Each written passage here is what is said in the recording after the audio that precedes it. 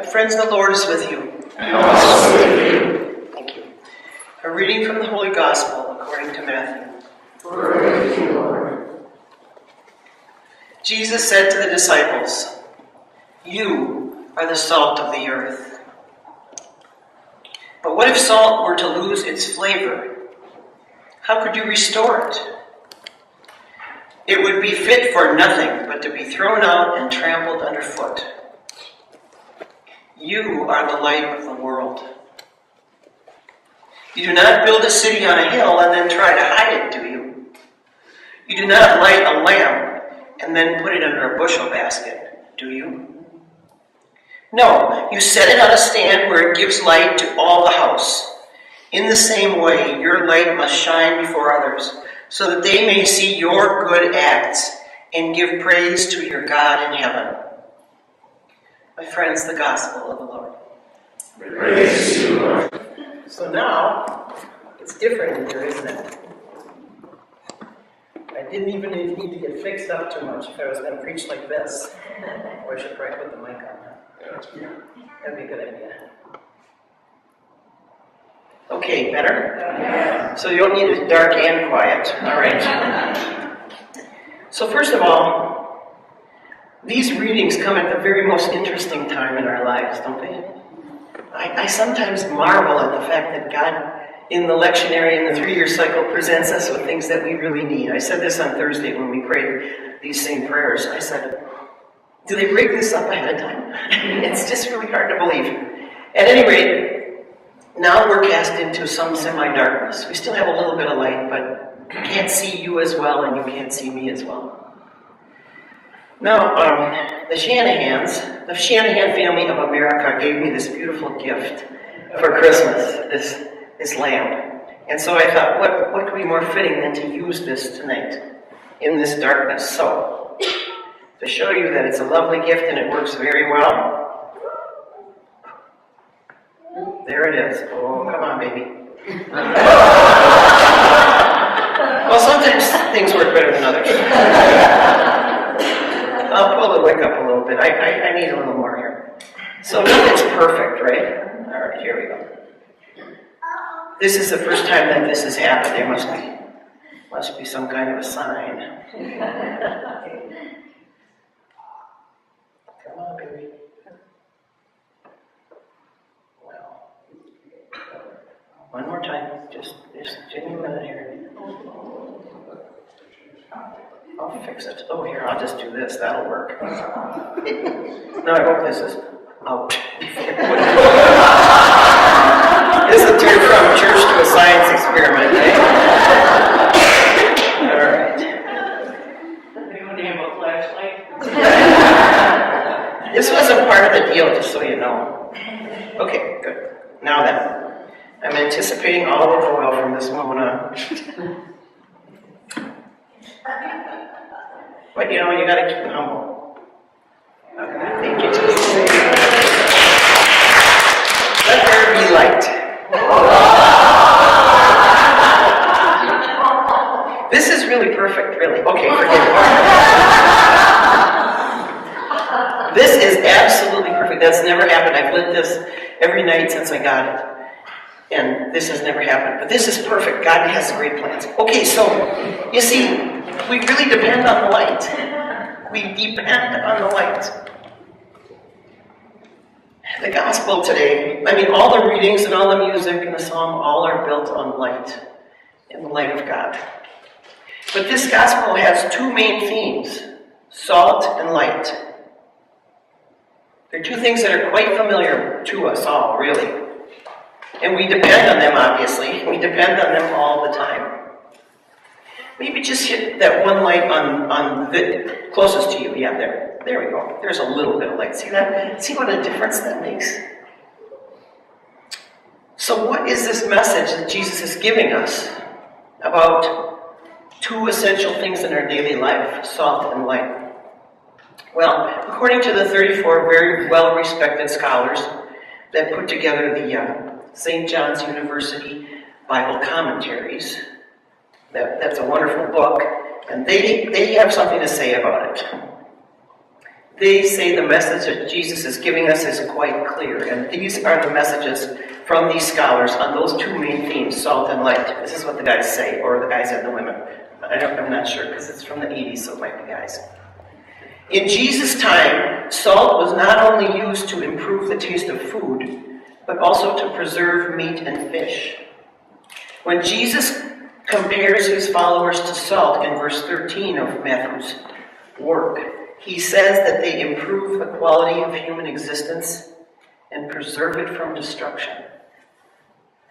That's amazing. So I'm going to eat more salt now. But I digress.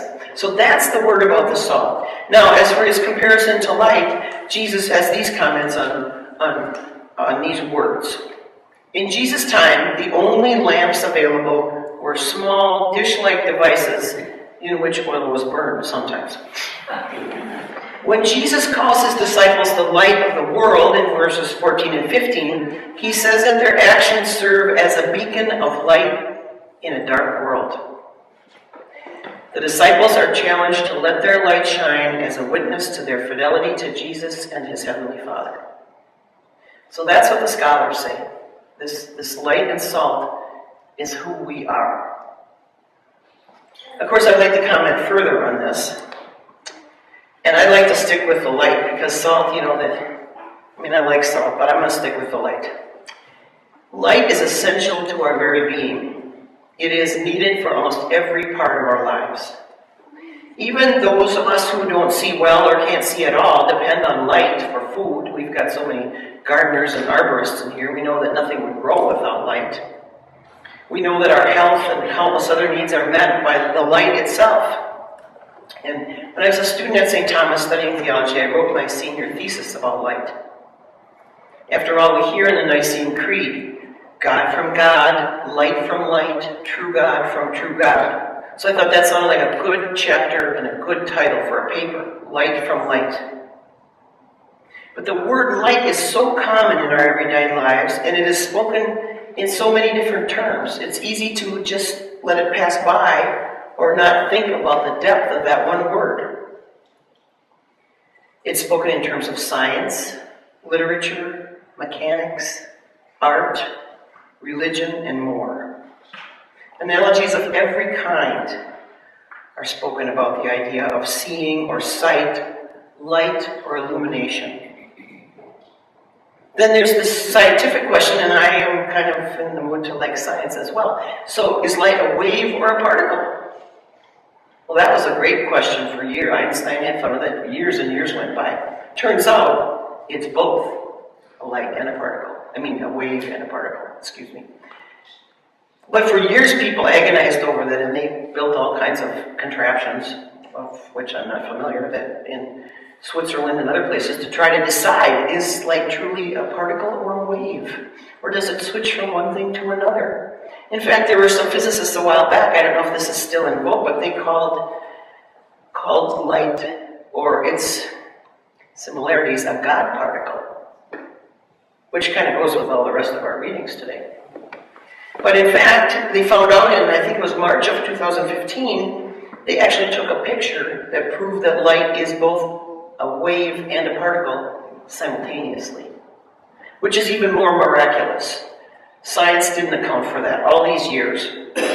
So light itself, the very substance of light, the very essence of light, is mystery, an essential mystery. And that light is truly within each and every one of us.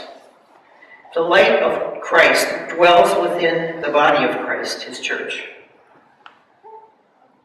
When light descends upon a space or a room, it floods the space with its qualities, illuminating everything in its proximity. Even this little bit of light helped me out with my whatever that was. But it's a wonderful thing just to look at how essential that is, and then when we plan on it and count on it and it doesn't come, it's really hard to read. It's really hard to read, it's hard to see the people. So, everything is illuminated in the proximity of light. One with vision, I should say, cannot help but see it and notice it and be impacted by it. So it is that if the light of Christ is within each and every one of us, it is incumbent upon us to let that light shine through us and extend out from us. This is where it gets a little difficult sometimes. I don't think I always feel light or lit up or chipper, maybe I'll say. Sometimes, I don't know about you guys, but lately things have seemed a bit heavy. Can I see a show of hands? Heavy? Yeah. So just things weigh us down sometimes, and the light, it's there, but it's hard to let our light shine through that. But it is incumbent upon us to let our light shine through us and extend out from us. To not let the light be dimmed by our own human frailties, such as doubt, despair, fear, guilt, trepidation, anger. We can't let those things dim our very light, the light that Christ puts into us. And why don't we put one more light on just for the fun of it? There we go. There. And another, one more. Just go in. One more. Yeah, that's good. Light brings us joy. Now it's a little brighter in here. It brings us joy. It helps us find our way. It gives us a way in which to see the things around us and the people who surround us. I feel better standing up here when I can see all of your faces. I feel better looking at your faces. Matthew's text warns us not to let our light be hidden or dimmed, but to let it shine. And there are days, as we all know, that's easier than other days. The topic of light is mentioned in Scripture over 100 times. Hundreds of times. And it's used in a number of different ways. It's used, I'm not going to go into it. There's just many ways light can be used. It is so common. Again, it's almost overlooked as a word with less meaning than it really has. Light is essential. Light is life-giving. Light surrounds us. We are charged with the responsibility of seeing it, living into it, using it wisely, which I didn't really display here, but nonetheless, using it wisely, sharing it, and constantly seeking it. There's enough darkness in this world today, and that darkness can serve to distract us from the light. However, going back to some of our friends, the scholars, many of them say that darkness isn't even really a thing. Darkness isn't. Darkness is simply the lack of light or the absence of light. So when you think about it that way, then you get the whole, I start thinking about Prince of Darkness, I think about all those scriptural things. But darkness really isn't even its own thing. It's just a lack of the thing. So we are best served then to live and concentrate on that which is light, rather than the state which is not darkness.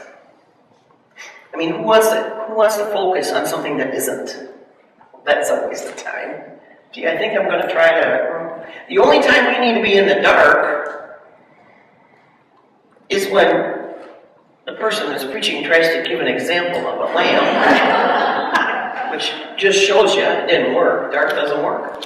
Or if we're sleepy, or if we need some relaxation gig, or there's a test going on, then the absence of light is fine. But it is not what we seek. We do not seek darkness. We should be looking for the light, both literally and figuratively, really at every moment of our lives.